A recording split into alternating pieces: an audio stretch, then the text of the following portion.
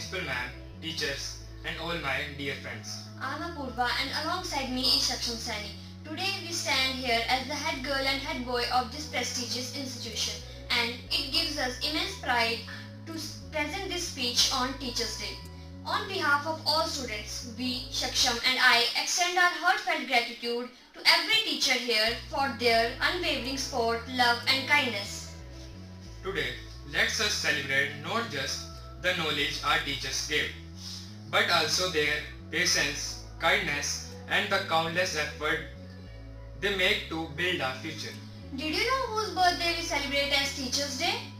It is Dr. Sarvapalli Radhakrishnan, whose birthday we celebrate as Teachers' Day. He once said, the teachers should be the best mind in the country. And did you know why he said this? Because it takes a brilliant mind to handle so many different minds every single day. Before we reflect on that, I want to share this beautiful thought about the lasting impact of a great teacher. A beautiful thought. The influence of good teacher can never be erased. अच्छे शिक्षक की पहचान ये है कि वो आपको जीवन जीना सिखाता है बल्कि किताबों से नहीं पढ़ाता. To my fellow students, let's admit it. Sometimes we find excuse like pen घर पे भूल गया था, या नोटबुक घर पे भूल गया था, या काम करना भूल गया. Dog ate my homework. But deep down we know that teacher patiently wait for our success. Personally, I thank every teacher who believed in me, encouraged me, and pushed me to do my best. Deep down, we know that teacher wants our success more than anyone else. In the time of COVID-19, when everything became difficult, our teachers never gave up. From hand-holding to screen sharing, from chalkboards to chat, from blackboards to whiteboards, from real to virtual, the journey was difficult, but they stood strong.